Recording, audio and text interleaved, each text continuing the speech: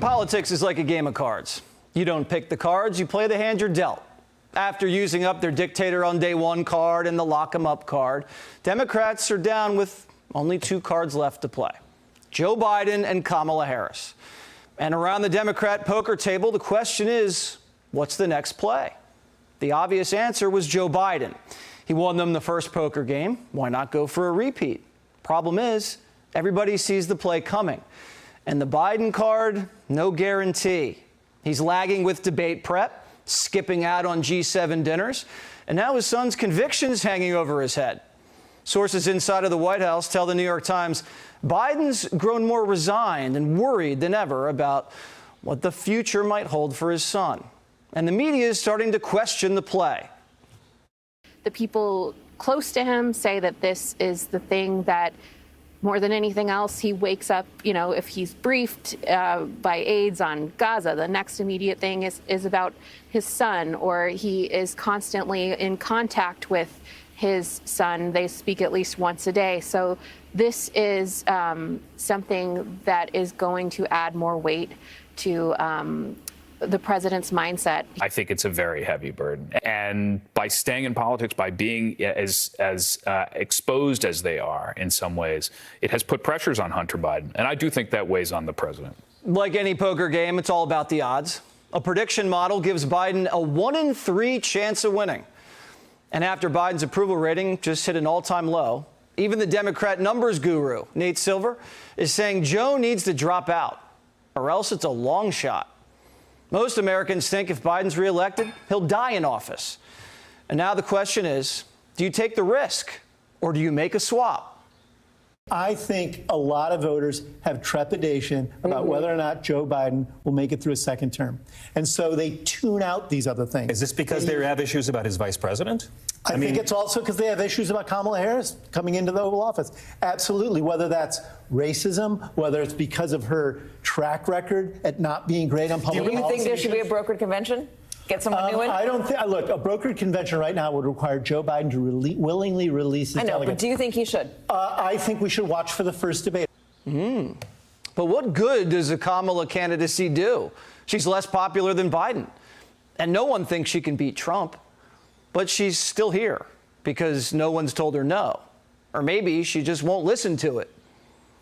I eat no for breakfast. I don't hear no. And many times in your life, you're going to hear no. Someone is going to, maybe even many people say to you, oh, it's not your time. Oh, nobody like you has done that before. Oh, they're not ready for you. Oh, and then I love this next one. Oh, that's going to be hard work. Really? Democrats have a better shot of winning the White House with the guy that's about to die than with Kamala. As Machiavelli says in The Prince, to maintain power, you have to be prepared to act immorally when it becomes necessary. And that's what the Democrats are preparing to do. Charles Cook in the National Review says Biden's candidacy is nothing more than a decoy. Quote, Biden is operating as a stand-in, a widget, or a MacGuffin, whose primary purpose is to make it to November 5th of this year without expiring. The most powerful man in the world's been transmuted into little more than a game token, in a game that narrows down to this. Biden must win because Donald Trump must not. And the only way Biden wins is if he's not seen as too old or too incompetent or too misguided. That means he can't be seen as who he is. So the media has to lie to you about him. The job's simple. Boomerang every Trump attack on Biden to better the odds. For all his calls for President Biden to undergo some kind of cognitive test, it's clear to say Mr. Trump's remarks are not at all coherent in these rallies. Mr. Trump's remarks have never been super coherent in his rallies. This split screen has always been there, will always be there. They are different people. That's risky when your candidate looks like this. I need to see some black folk on the grass. I almost gave up. Come on. I need to see some black folk on the grass.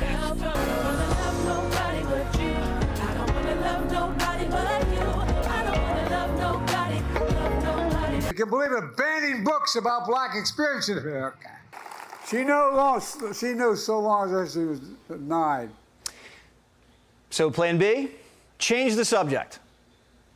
I think you got to stop making it about old versus not old versus fit versus unfit.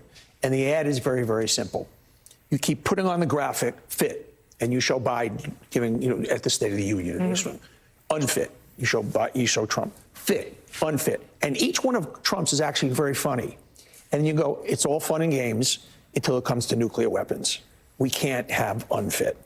This guy might be a little old, but his hand on the button is okay. This guy's hands on the button is not okay. And I would bring it back to literally end of world stuff. Notice how the Democrats still don't have a winning message. It changes every day. And that tells you they're in trouble. As soon as Biden's reelected, Cook says that's when you'll see a shift. Quote, 23 seconds after he has won, this will change. And when it does, the reversal will be astonishing in both speed and scope. Instantly, all of Biden's senile tics will be visible to all. Within seconds of his inauguration, the scene will begin to cast doubts on the ability of any octogenarian to do such a demanding job. And when the last weight falls, it'll become clear as day that Joe Biden wasn't a presidential candidate, but a lumbering decoy. The media will turn, and the kingmakers will go to work. Hunter gets pardoned. Biden gets pushed out. And the torch gets passed to Kamala Harris in the first year, whose presidency will look like this. To aspire to create wealth is a good thing as far as I'm concerned. If that is what one chooses. I, on the other hand, have chosen to live a life of public service. But I am all for any of you. Get yours if that's what you want, right? We trying. We definitely. And so that's what this tour is about. Every day for 4 years, it'll be a DEI victory. The media will celebrate the first black female president, and the deep state will run amok because Kamala is easier to control than Joe. Just like Joe, she'll be a MacGuffin to Washington's poker game. And when 2028 rolls around, they can say, thanks for playing, Kamala. We'd like to introduce you to someone. Maybe you've heard of him. Gavin Newsom. Hey, Sean Hannity here. Hey, click here to subscribe to Fox News YouTube page and catch our hottest interviews and most compelling analysis. You will not get it anywhere else.